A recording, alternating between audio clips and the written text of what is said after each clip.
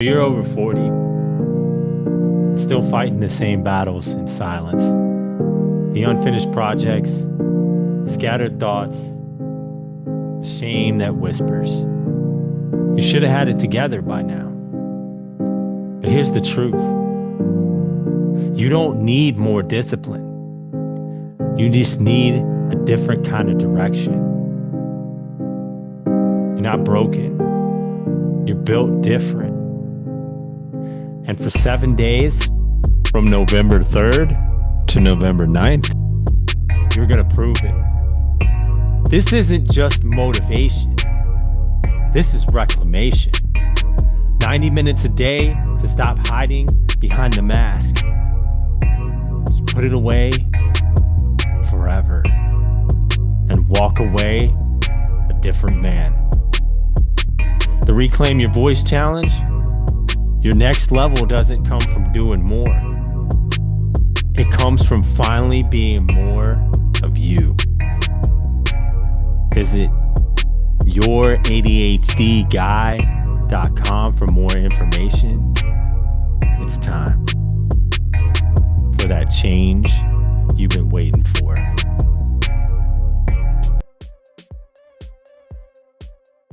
You have to be comfortable with who you are to the stamp from enough to that it's undeniable. You cannot, if you know who you are, you know your character, you know your morals, you know your principles, you know what you stand for, and you're secure in that, then you become almost judgment proof. This is Don't Mind Me, I Just Have ADHD. But let's be real. ADHD doesn't just mean forgetfulness or fidgeting.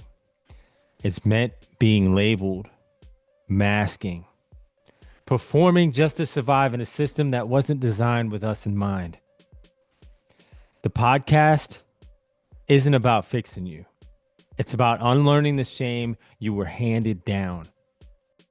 Here we talk about ADHD, trauma, addiction, depression, healing, identity.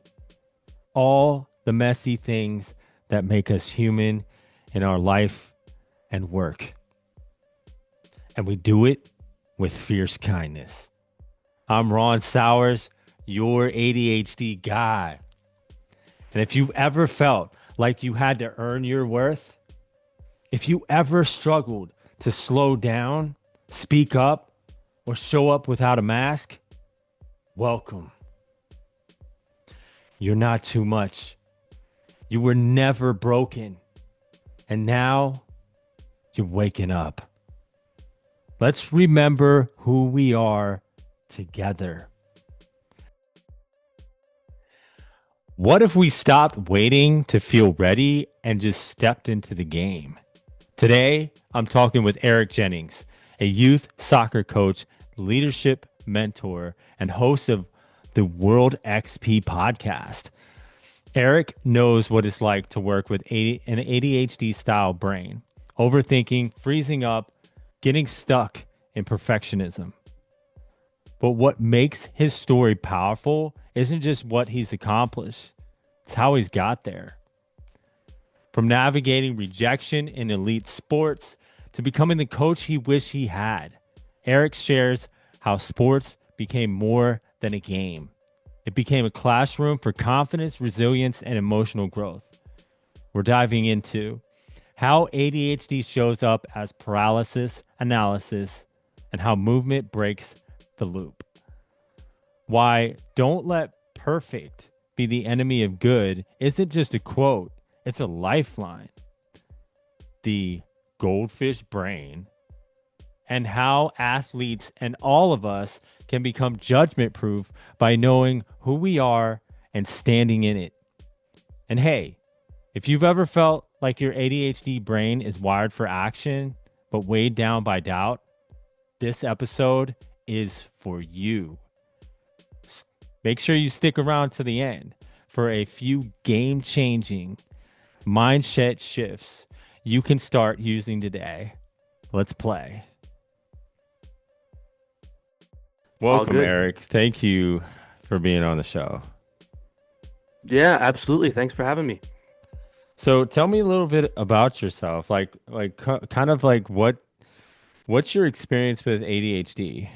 Yeah, so I think for me, I've not been diagnosed with it, but I've got several friends, close kind of loved ones and relatives, that have been diagnosed with it. And so for me, it comes from the perspective of like, how do I help these people around me kind of prioritize and not get wrapped up in kind of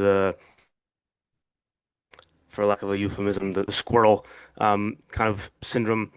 And Yeah. so, and I experienced Squirrel this a lot brain, man. in the workplace as well with kind of prioritization and different things of that nature. And so, helping people prioritize what kind of tasks do they start with first. I think paralysis by analysis is another thing that people get wrapped up in, and I do myself as well, where it's like, okay, I've got an hour and I could do these four things, but oh no, what's the right order to do them in?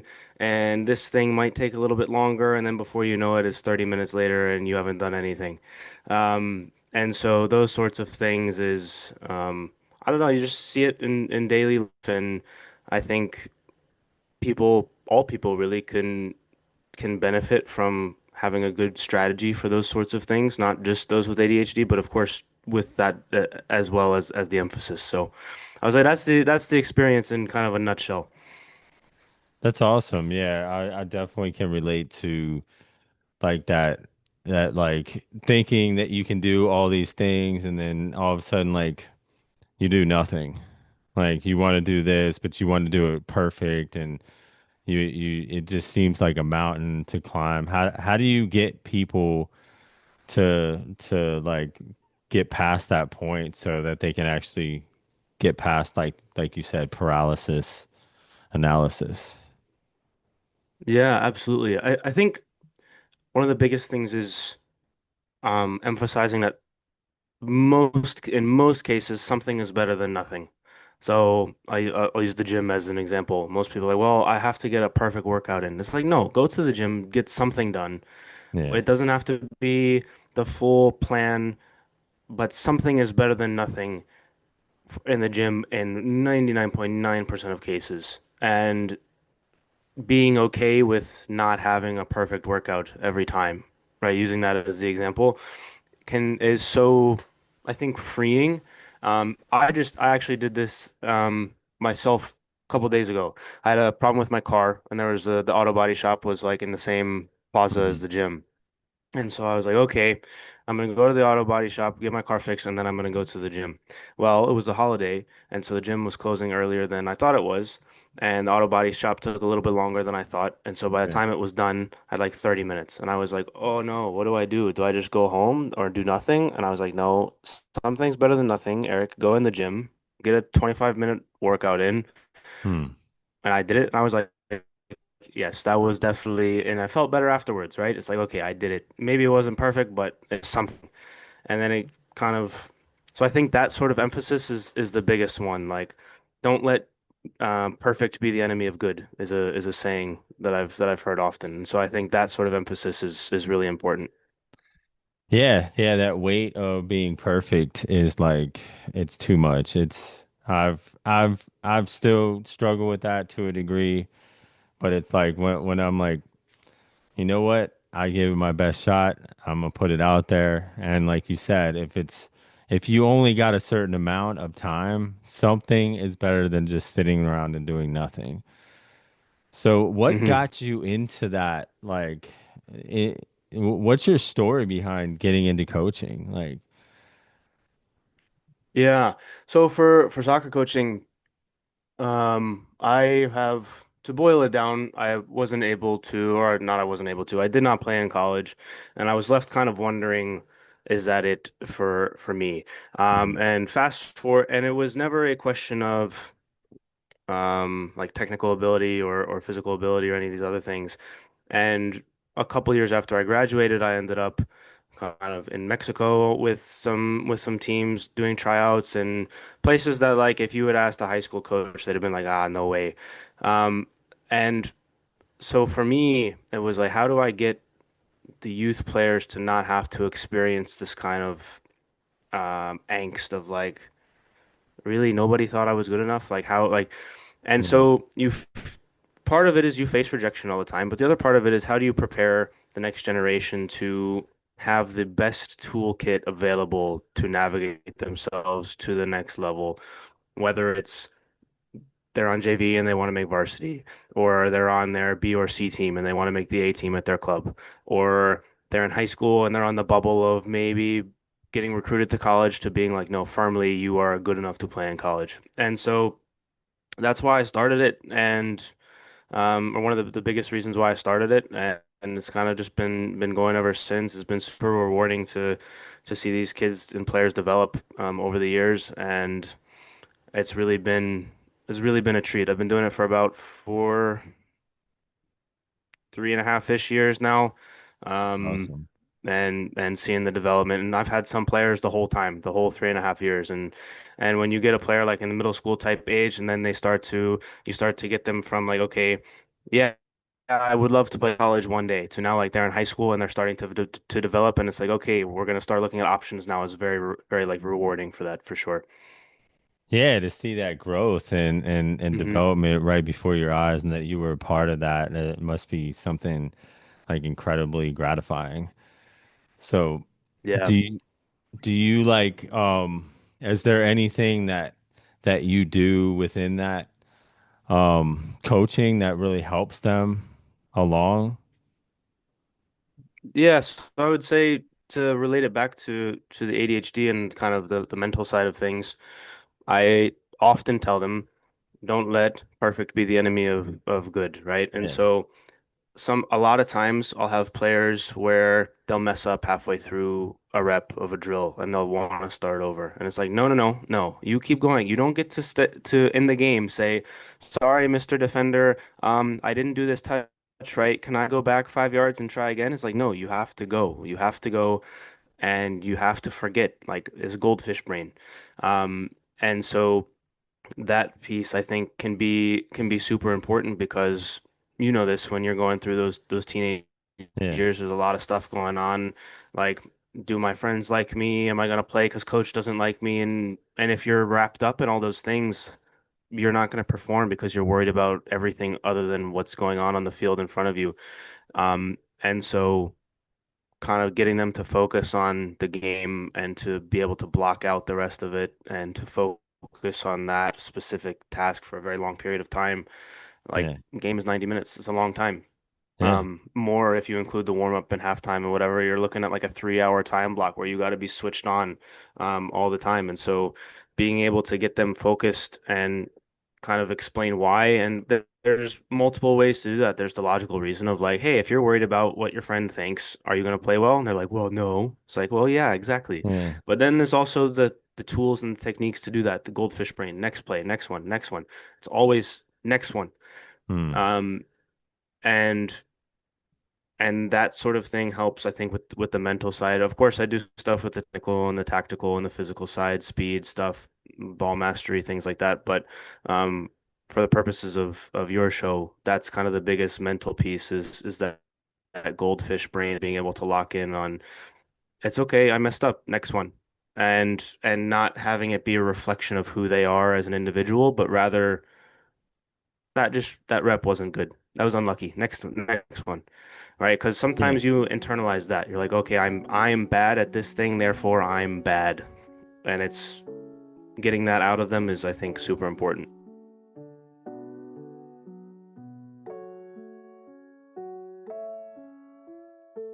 Yeah, kind of explain that a little deeper, the goldfish. Where did that mindset or that idea come from? Because I kind of heard it before, but like, and it makes sense to like, especially fitting in nicely with ADHD.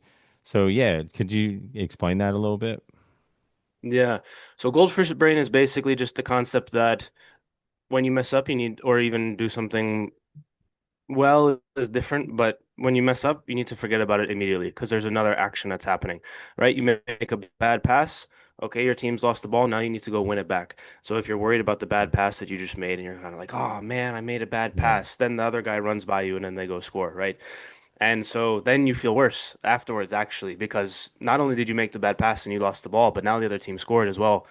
And you're like, oh, that was all my fault, yada, yada. But It's the how quick can you shift out of I made a mistake? It's the next one. And also treating it as a mistake and not internalizing it as like a part of you, as that like who you are. Um, and for other sports as well, Yeah. like volleyball, for instance, and basketball, like every point there's a next point. Volleyball, for instance, right? You go sets to 25, and indoor, and every point there's a next point. The point goes for 5 seconds maybe or whatever the time is, and then you got to get on to the next one. Because if you're sitting there dwelling on it and you lose two, 3 points in a row, that can be a big swing. Um, and so it's Yeah. just basically the concept of don't dwell on your mistakes and move on.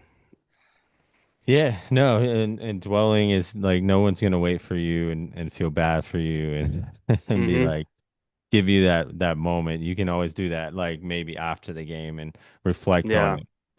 And Um, sports is the biggest lesson of that. And the game is not going to wait for you to be sad about yourself and your mistake. The game goes on.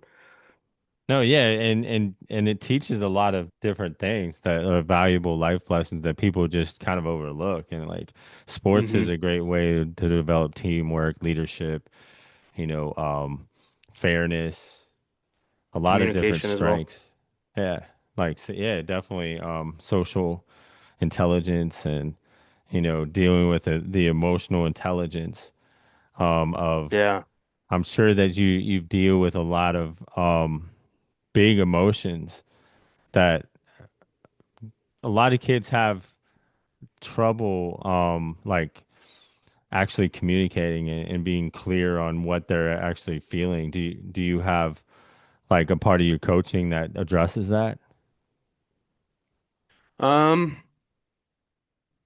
I wouldn't say it addresses it specifically, because a lot of that is in the team environment, and I'm Mhm. mostly individual and small group sort of sessions, and so I don't really have the big sort of emotional swings of a game in my sessions. Um, I will also say that the goldfish brain kind of helps with that, right? So if you've made a mistake and you've forgotten about it, next one Yeah. you move on. You don't have that roller coaster of emotional kind of ups and downs as much.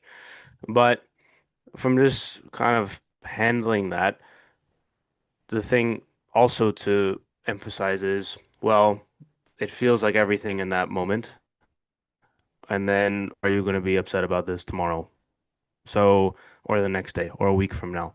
And so for finals and big games and stuff where there's something on the line, obviously that's a little bit different. The season game, you've made a couple mistakes, right? You move on. And kind of Yeah.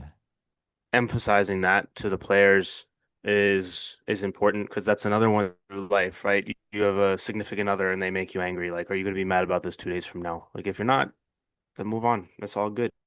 And there's no need to let, I don't know if I guess it's kind of compartmentalizing, but sometimes people, myself included, they let things in a game affect the rest of their day or the rest of their week or whatever. And sometimes it's hard to not let that occur. But kind of having that bigger picture of like, what's life really about? Was life really about that game that happened 2 days ago where I messed up that pass? Like, no, not really. It's really Yeah. not. And having that sort of perspective, and that's difficult to explain to younger players and kids just because like your brain isn't fully formed yet and that sort of thing. But um once you say it to them in that way, they're like, "Oh yeah, you're right." And so sometimes it takes a while to like get ingrained in how they work. But that's kind of on a more philosophical level how I would approach it. Yeah, definitely. And it's I always it took me a long time to develop that and you're right about that. That like younger age there's not a lot of experience with that and not a lot of great examples as well. But it's like I'm developed that mindset of like every mistake is actually an opportunity for me to learn. The mistakes that I made were Hmm. the biggest lessons, like the greatest lessons that I ever could have had. Because like I Yeah. can read all the books and get all this theory and do it but until I get into those situations and make a mistake, that's that's where the learning stops. So, Absolutely. Yeah, absolutely. And you can always tell them as well, like, now you know what not to do. So now you don't do that next time. Do the other thing. And or when I've got multiple kids and one of them like, all right, does everyone understand the drill? And they're all like, yeah, understood. And I know one of them wasn't paying any attention. I make that one go first, and then they mess it up inevitably. And then the other yeah. two or three, I'm like, see, now you know what not to do. Don't do that. And then as everyone gets a big laugh, and then they all are like, okay, yeah, we'll lock in, and then they do it properly. So like exactly like you said, it's an opportunity to learn and to adjust as well. And keeping that, I think that's very important that you mentioned that as well because it's really important in life. Like you make a mistake in a conversation, right? You can play it back in your head. Oh no, I should have said blah blah blah. But then you know next time, right? You're kind of negotiating for a salary raise and you go in and you're like, okay, I want more money. And you're like, okay, your boss is like, cool. And what have you done to do that? We Yeah. have no more money. We're not going to give you more money. It's like, okay, well, now you know to not do it that way next time. Now you know to say, hey, I've done XYZ things. I've solved these problems. I've taken on these additional responsibilities. Is there a way that we can get to this number in whatever period of time, right? Like the way that you approach it. Yeah, exactly. Silver linings within everything, for sure. Yeah, and the fact is like it's difficult in our society to like just we always want to be perfect. We're judged by like what we don't do. So Hmm. it's very hard to get outside that, oh well, I need to be perfect mindset. But, the biggest thing for me has been like I'm human. That's part of being human. That's the Yeah. most beautiful part about being human because it's like we don't like we're not attracted to those stories of like this guy had everything and then he got more. No, we're Hmm. attracted to those stories of like that guy struggled, that guy could have gave up, but he actually dug deep and learned from those mistakes and became a better person because of it.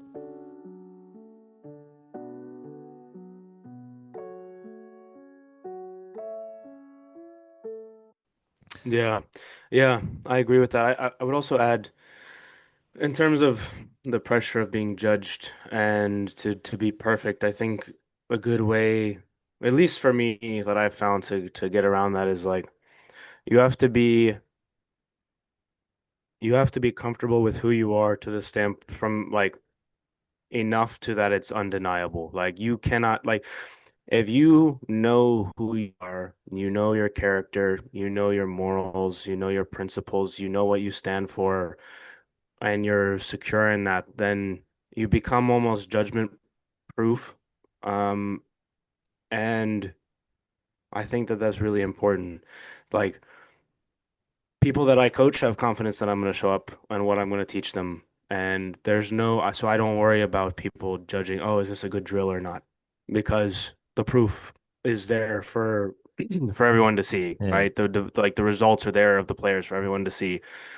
Um, and so I have no I'm willing to take risks and try new drills and make drills up like and I do it often now. These like I'll start off sessions with kids that I've had for a long time, players I've had for a long time. I'll say, is there anything you want to work on today?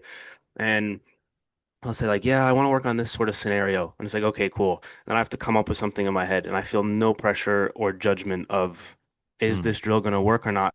Because the proof is there. It's undeniable that the players have developed over the course of time. And so it makes that sort of it's so freeing to be able to do that. Yeah, that's powerful. So, what's a story of a player you've coached who really grew not just as an athlete but as a person? Hmm. Let's see. I've got a couple that that come to mind, but I'll start with this one girl in particular. I've been training her for maybe two-ish, a little over 2 years.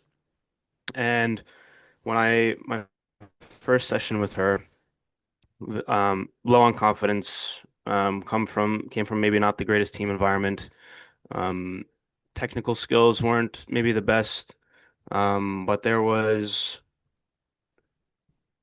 a good heart in the player. And how she's developed over the years is the confidence has grown. Is like it's been like exponential growth. The technical skill has grown, the confidence has grown. She's Mm. taken on some internships and shadowing doctors around, Wow. and she knows that I do the podcast as well. So she started her own kind of interview series where she has to go talk to adults, right? She's in high school. Yeah, high school now. And so she's got to talk to adults and put it on the internet. And so she's overcome fears of like you said, being perfect, being judged, and and I was the first guest on her show, and she wanted to redo the intro like 4 times. And I was like, "No, no, stop. It's okay. It'll I know, right? like put it out there, goldfish brain. It's okay."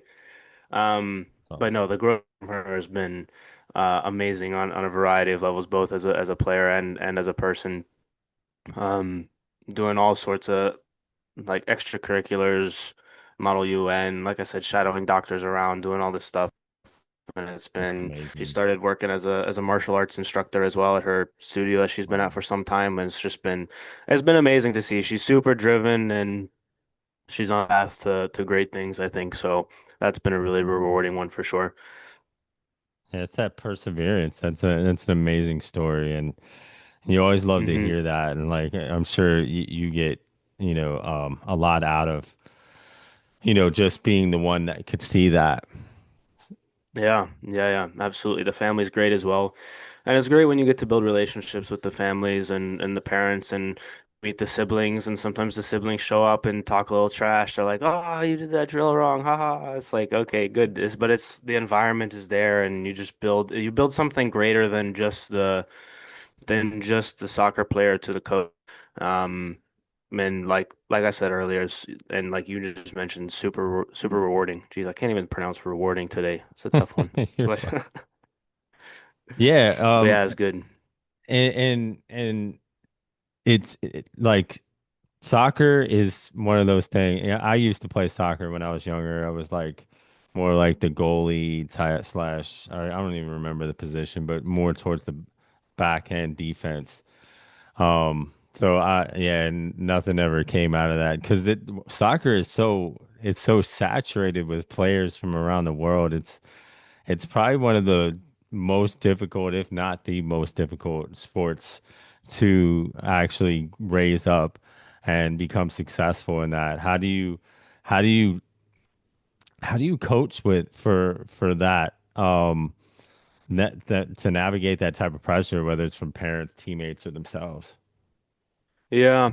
So I think to make it to the very top, yes.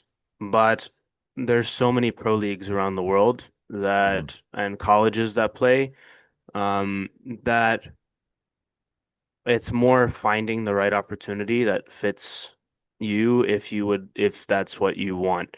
Um, so I have teammates that are playing pro and or semi-pro in countries around the world. yeah. But it's finding the right environment. So I have one teammate in particular that comes to mind, Danny Cabrera. He's playing pro in El Salvador, right? So Awesome. when people who aren't like really deep in the weeds of soccer, you would not go, oh yeah, I'm gonna go play pro in El Salvador, right? You think of the Premier League or the World Cup or some of these other like, kind of super Yeah. big leagues and stuff. But there's leagues and there's opportunities everywhere, and so it's really about just finding the right fit for the player and what they need. And so that's the difficult part, really, is like once you're coaching to a certain level, then it's the way I describe it is, right, every soccer player, it's like you're applying for a job. Do they need a player in your position? And do they need a player in that position that plays the same way that you do? There's different ways to play different positions, or Mm, different ways to play the same position rather. And so one coach might want a small, fast forward, and another coach might want a big forward that they cross a lot to in the box. And so if you're a small forward and they need it, the coach wants a big one, then doesn't matter how good you are, they want something else on the resume, a yeah. different profile of player. And so building the network to find those opportunities is the hard part, at least for me in my situation, finding people that have connections with the right college coaches or the right coaches. Um, and so it's building that network. And then aside from that, is you to get the player to a certain level.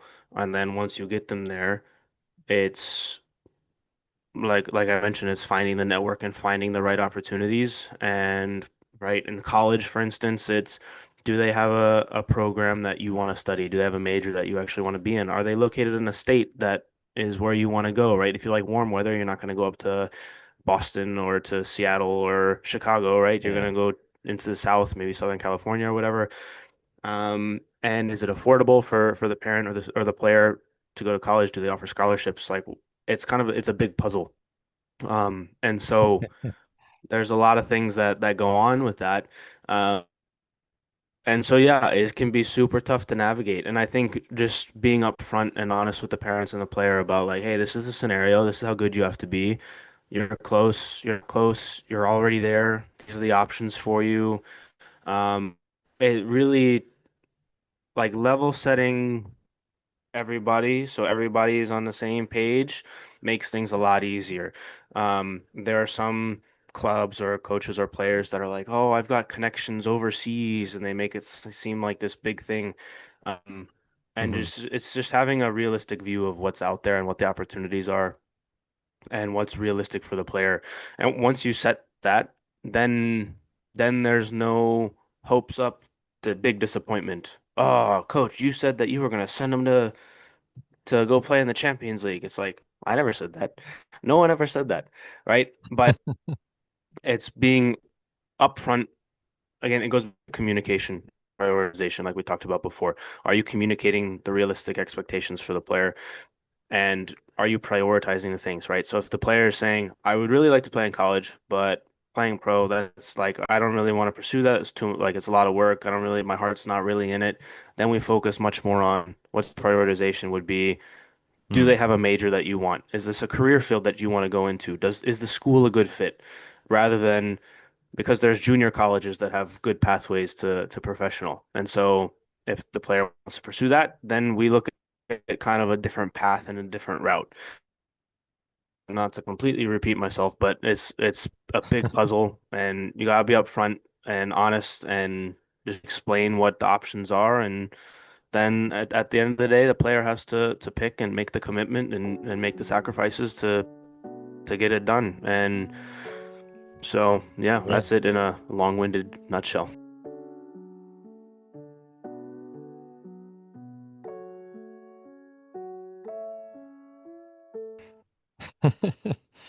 I like that. So yeah, it's about building that network, managing expectations, and asking the right questions. Hmm. I would say, Yeah. especially managing expectations. A lot of us, especially with ADHD, we have these lofty goals of like, oh yeah, I'm gonna be able to do this in X amount of time, and it's usually not long enough, especially for, depending on the goal that they have. I know for personal experience that, I've definitely have to continue to manage my expectations. But they're a lot more in line with like, okay, like the way that I look at it is like I want to get here, and yeah, it's going to take this long, but would I rather be over here doing this, or would I rather take the time and focus on what I need to do and go through that long haul to get to where I need to Hmm. go, because that place is a place I'd rather be in. And that's the biggest thing that helps me get through the doubt or the struggle or wanting to give up. Would you say Yeah. it's I something think, that you try to embody as well? yeah, absolutely. You have to have some level of long-term thinking. Delayed gratification is the term that always gets that's thrown out there, um, and you Oh yeah, got to ask instant yourself, gratification. yeah, gratification versus delayed gratification, right? And you got to ask yourself always, what's my long-term action, productive or working towards this goal, or is it not? And Yeah. to go back to kind of what we mentioned before about the prioritization, it's like, okay, that can be how a very good way to help you prioritize in your long-term thinking. So, for example, for soccer, right? And I want to add also all these the descriptions of soccer are all just kind of it's soccer is the vehicle to describe prioritization and kind of these other things that are Yeah. applicable to almost everywhere in life. But just for those listening, um, like if you have two options, I can sit there and watch TV, or I can go to the gym. And you're like, okay, well, what's your long-term goal? Well, if your long-term goal is I really want to binge watch the show, then of course you're gonna watch the show. But if your long-term goal is I want to go play college soccer, even though you want to go to the gym and watching the TV is more fun or gratifying at that moment, ask yourself that question. And then oftentimes, 99% of time, that gives you your answer of what you should be doing. Um, and then you might say, well, Eric, what if I've worked out today and like, well, I don't know what to do now. I can still watch the show. It's like, okay, yeah, you can block off time to do that, but also, how's your nutrition? Have you meal prepped for the week, right? Getting into a routine of meal prepping or working out can get rid of some of the paralysis by analysis because you've already made the decision for you. Instead of spending, oh, I don't know what I want to eat, scrolling through DoorDash or Uber Eats or whatever, you've Yeah. already made it. And then you don't have to spend the 30 minutes doing it. You eat your food and you go on with your day and it saves you time. And then you might say, well, Eric, I don't want to eat the same thing every day. It's like, okay, well, don't meal prep two or three options. Give yourself options and things like that. And maybe one week you do chicken, rice, and broccoli, and then the next week you do salmon, asparagus and mashed potatoes or whatever it might be, right? Yeah. And so and so having those routines and those things prepared ahead of time can save you time on the decision making, which I know from personal experience, people with ADHD can struggle with sometimes. That decision making kind of functions like, oh, I don't know, should I, well, what if it's not enough food, or what if this, or what if that? It's like, well, no, you've done the work before, you've prepped it, it's all set and ready to go for you when you go to work or wherever it is you're going. You take the container out of the fridge and off you go. And you don't have to worry about what am I Yeah. going to do today for food. I saw a meme or like a GIF on Instagram, a reel or whatever, and it was when somebody with ADHD opens the fridge and only sees ingredients, and then it's like, well, I will just starve then. It's like, okay, Yeah. so no, Yeah. don't do that. Prep your food. And get into a routine of doing that, and that can help with that. So in terms of the long-term thinking, right? Does meal prep work me towards my goal of playing college soccer? Yes. Why? Because I know what's in the food. I'm not going to be like panicking about ordering something from somewhere that's filled with like Whatever. seed oils or bad ingredients or whatever. And so it goes back to, does this help me towards my long-term goal? Yes, I do Mm. that. No, that I love how you talked about meal prep because that's something that I do a lot, and it's like there's so much value in meal prepping because you first off know what's in the food. Like you don't have to worry about like, hey, what am I gonna order? What am I gonna eat? Like it's all prepared for the next week or 2 or 3 days, and you can always switch it up.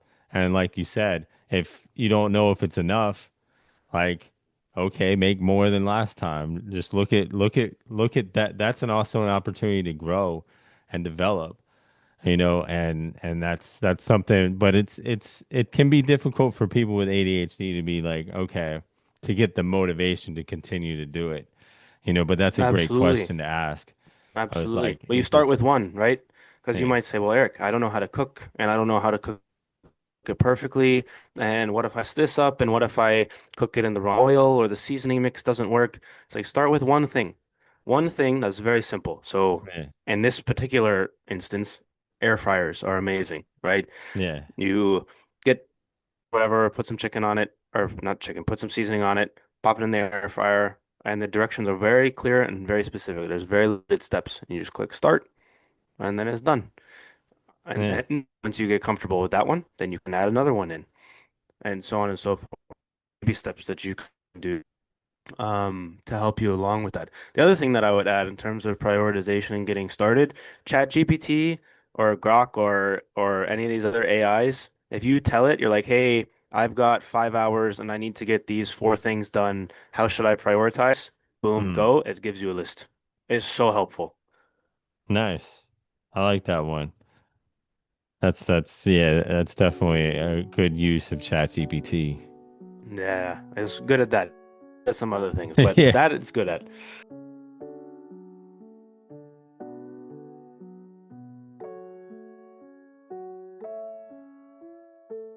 Switching it up, Hmm. switching lanes or whatever.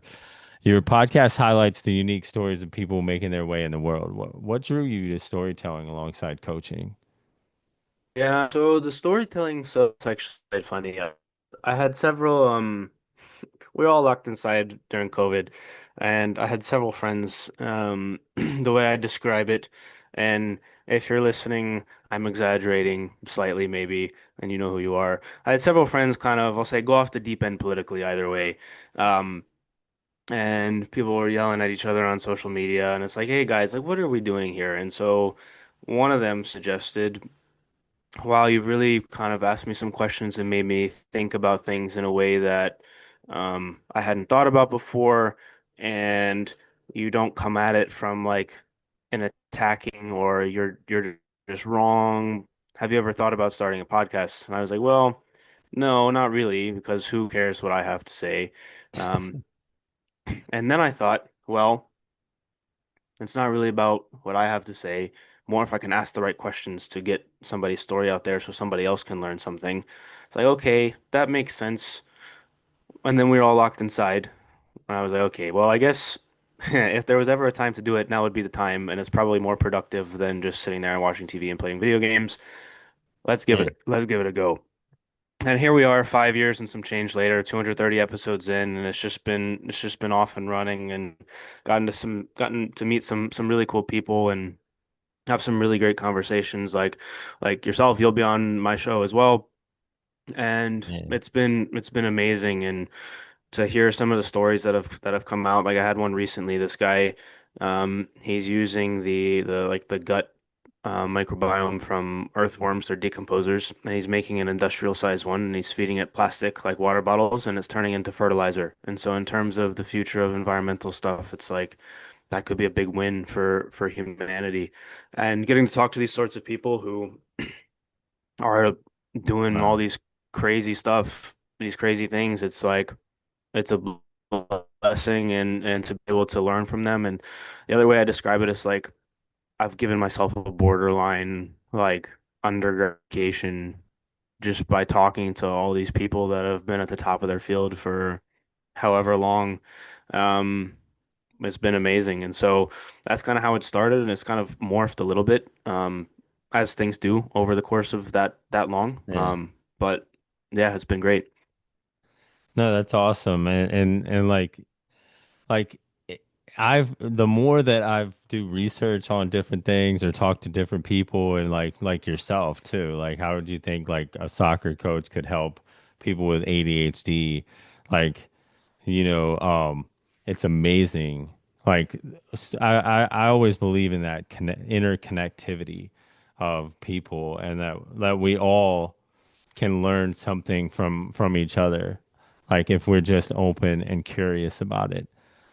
That's awesome Yeah. that you do that on your show.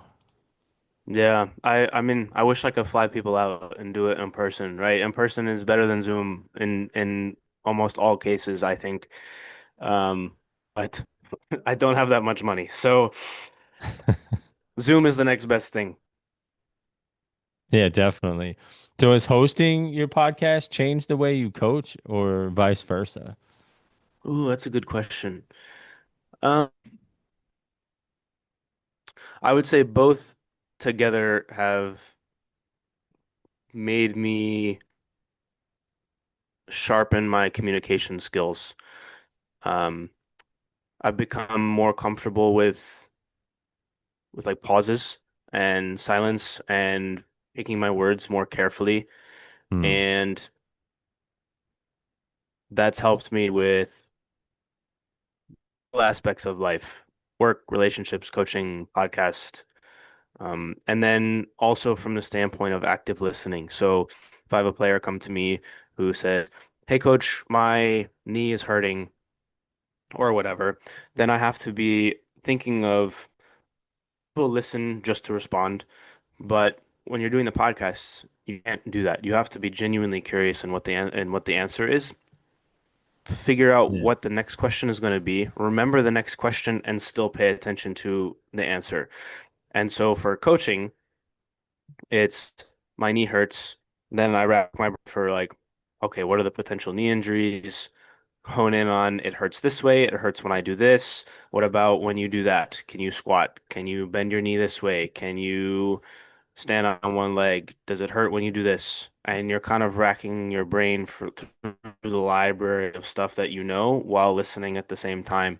And so it's it's helped with sharpening the communication and I would say the problem solving like on my feet, like on the go.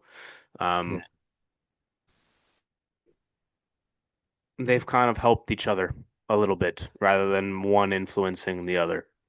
That's incredible. And there's a lot of strengths in there, especially the active listening. It shows like humility, compassion, and that you want to actually like, because as a coach, you can come in and be like, well, I know all the answers.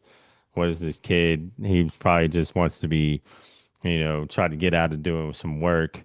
So instead of just taking that mindset of like, yeah, let me find out more what's going on in that situation. Do you add aspects to like mental health from anything that you've learned with the coaching, or is that something that you focus on? Or Well, I think the stuff that we talked about earlier goes with that, right? I tell the players, they're like, oh, I'm nervous for the game. It's like, okay, that's completely normal. Remember all the drills that we did earlier this week and you did them all like really well? Yeah? Okay.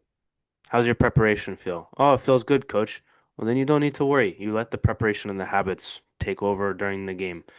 And so from the mental health perspective, I think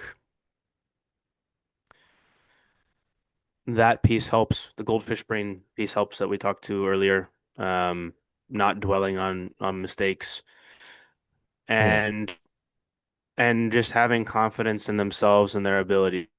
That's really the other thing is when you break skills down into a level. Like I've got one player that started this summer and she was like, I can't juggle. I can't juggle a soccer ball. And I was like, yes, you can. She's like, no, I can't. Now, and so we broke the skill down in a way that she didn't feel like she was juggling. We were doing a different kind of volley drill. And then about 2 weeks later, I was like, okay, now try it and juggle again. And she breaks her record by like 4 times the amount that she got before. And I was like, see, you can. And she was like, oh my gosh, right? All happy and everything. wow. And so it's giving the confidence that they can actually execute that skill. And then they know that they can execute it.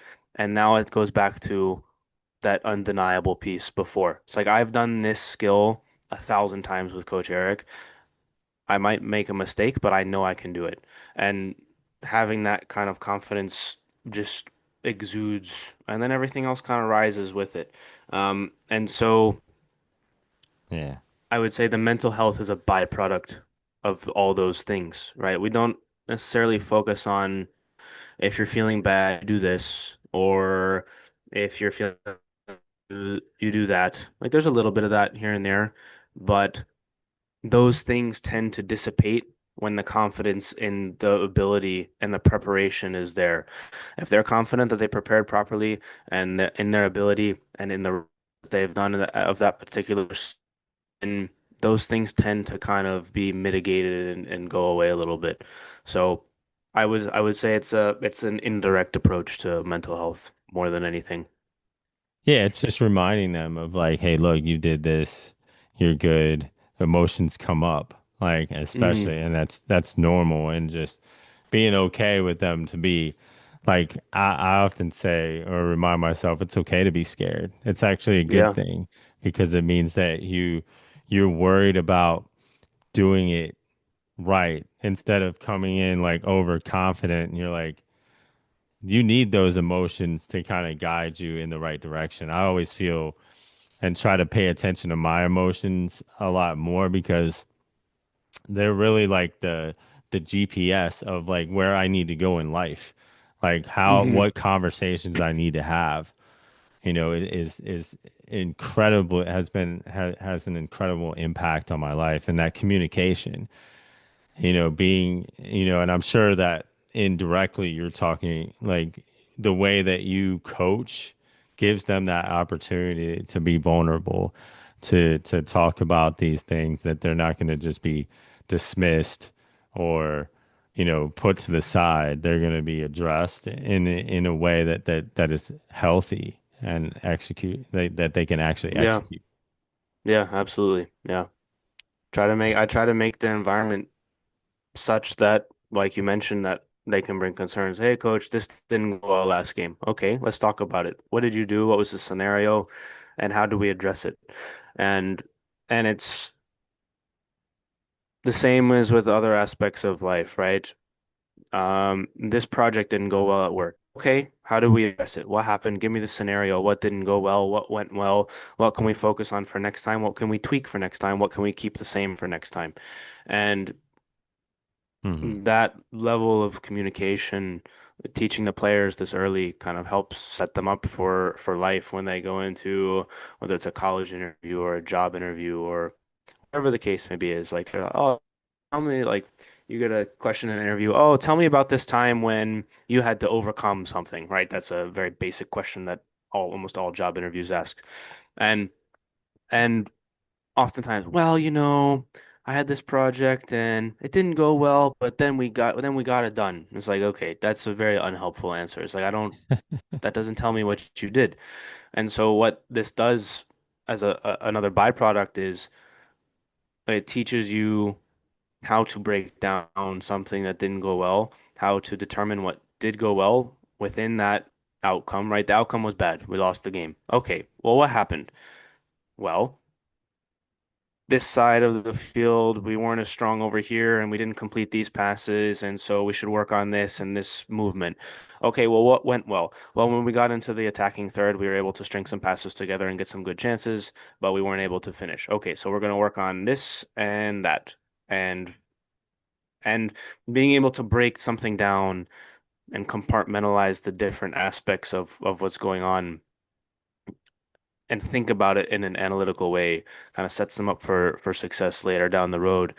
And to go back to that question, well, give me an example where something didn't like you overcome something. It's like, okay, well, this was the example. These were the things that went poorly. These were the things that went well. This is what I adjusted for the next time, and this is how we succeeded the next time. And if you give that answer in a job interview, then is much better than, well, we just did it the next time and it worked out and it was really hard. Like, no. Give me the Yeah. breakdown. Break it down, analyze it. How did you overcome it?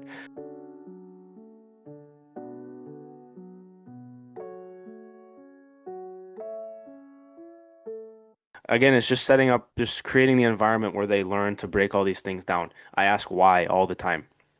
Like, Yeah. okay, what happened? Well, I didn't do it that well. Why?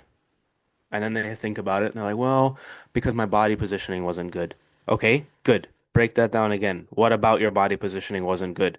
Well, I didn't open up my hip enough to, right, whatever the situation is. It teaches them to think and to actually be self-aware rather than just giving the answers.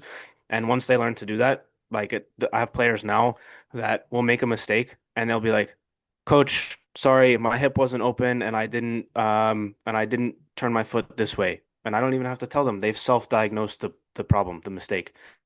And Yeah. that's really what you want. That's the goal, right? And once they're able to do that, then not that you don't need to coach anymore, but they know and they're aware of what's going on and they're actively thinking about this happened. Next time I need to do this and I need to tweak that. This long ball didn't get off the ground as high as I would like. Okay, I need to strike the ball further under the ball so it gets more lift.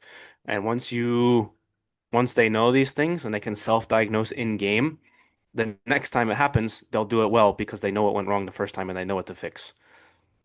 Yeah, that's all. And that's exactly what, good coaching is like it's more about like teaching them to fish and then just being that motivator at the end, like Hmm. because we can't, nobody can motivate themselves the way a coach that's getting Mm. paid can motivate you, and like that's really where it is seeing this and looking at the strengths even in the losses Yeah. is incredible because it's like you just want to focus on what you didn't do, and that's just it's just becomes a shame spiral of like toxicity that's not going to help anybody.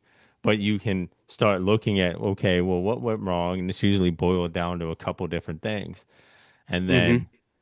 then looking at that, okay, what did you do well? Let's encourage that, and like let's look at both sides of it moving forward so we can get better in a like better way. Yeah. Yeah. Yeah. Absolutely. And I always tell them, I'm like, what's the worst that happens here? Like, well, Yeah, nothing. I just just messed up. And I'm like, yeah, exactly. There's no defender that's going to take the ball and go score. Nobody's like, I've seen you mess up a gazillion times, and you will mess up a gazillion more times. And it is okay. yeah, What's the worst that's going to happen here? And they're like, nothing. I'm like, okay, let's push the pace.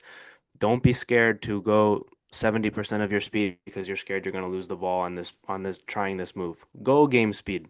Because once you get into the game, you're going to be going game speed and you want the reps at that pace.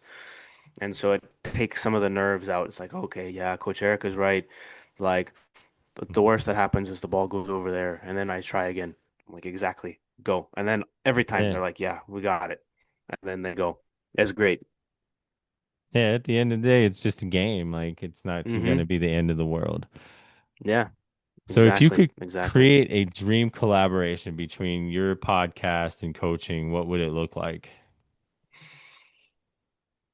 I've done some already. I've had some professional players on the show, from some coaches, and it's really just showing those stories, right? Those are the times that I collab. It would be having professional players, professional coaches on the show to talk about their journey, their philosophies, some of the stuff that we mentioned today. How do you motivate players? How do you keep players engaged, locked in?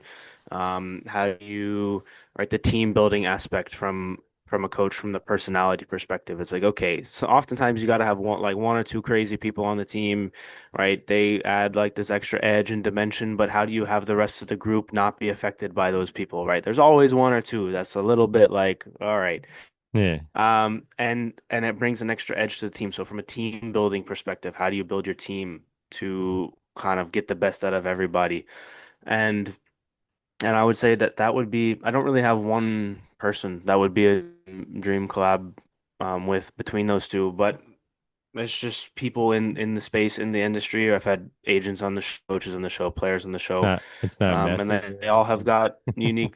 I mean, yeah, of course, somebody like Messi or Ronaldo or whatever, but um, or maybe like Pep or any of these people, right? But Yeah, of course, of course. like those would be the dreams, but also living in the land of real life, it's like Messi is not going to come on the show.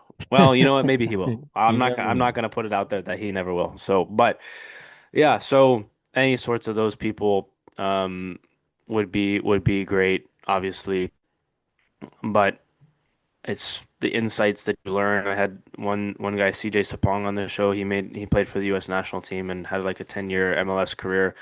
It's like, all right, CJ, talk me through. You get the call from the national team coach that you're gonna go to camp. What's Hmm. that like? And like getting that answer is just like it's like goosebumps. It's amazing. Yeah. Um, so things like that. And I've had a few of those already and hope to continue getting more players and coaches like that on the show. Um, I'll give you one answer and not sit on the fence.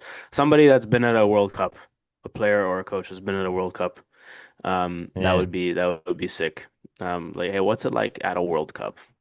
Yeah, Um, I'm sure the atmosphere is electric. yeah, Or absolutely. So beyond there, that. I'll stop sitting on the fence and that'll be my answer. Okay, awesome. And it's been a pleasure, and like we could talk for hours about everything, but I'm sure people, got other things to do. So if people want to connect with you, if they liked what you had to say, well, how would they do that?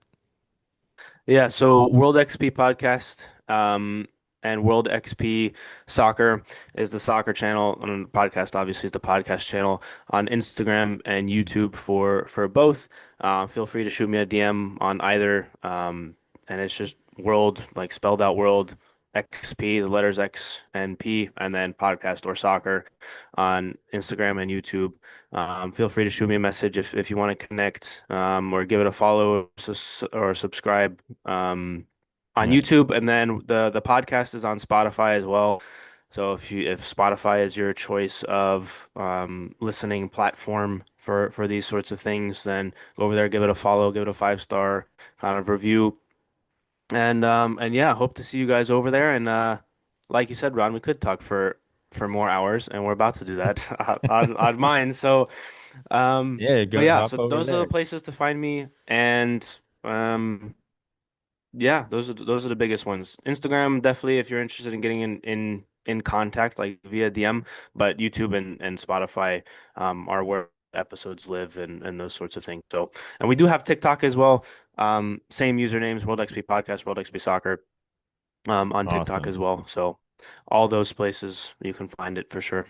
Yeah, guys, go follow him, like him, share that, with your friends. Definitely get hooked up with this guy. He's got a lot of great knowledge and expertise and experience to really, really follow through on your dreams and your goals. So, what's one message you hope you want to leave with the listeners? They hope they walk away from hearing you today.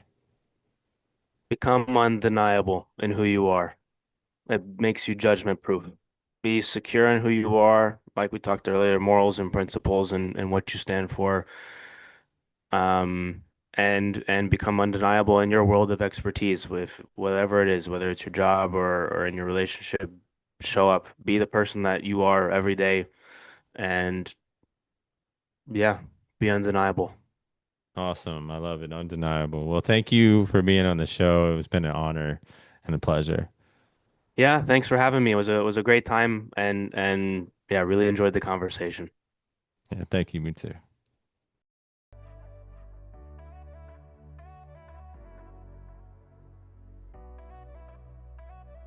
Now, that's a wrap on today's episode. And I hope you're walking away with more clarity, more confidence, and a reminder that you don't need to be perfect to move forward. You just need to start. A huge thank you again for Eric Jennings for bringing his wisdom, heart, and coaching mindset to this conversation. And if you want more from Eric, which I highly recommend, go check him out on the World XP podcast. I actually had the privilege of being a guest on his show recently, and we flipped the script, diving deep into my own journey with ADHD, mental health, and connection. It's real, it's raw, and it's a conversation you won't want to miss. Go give it a listen and show him some love. Just search World XP Podcast wherever you listen or click the link in the show notes. Now, if you thought today's episode was powerful, just wait for what's coming next.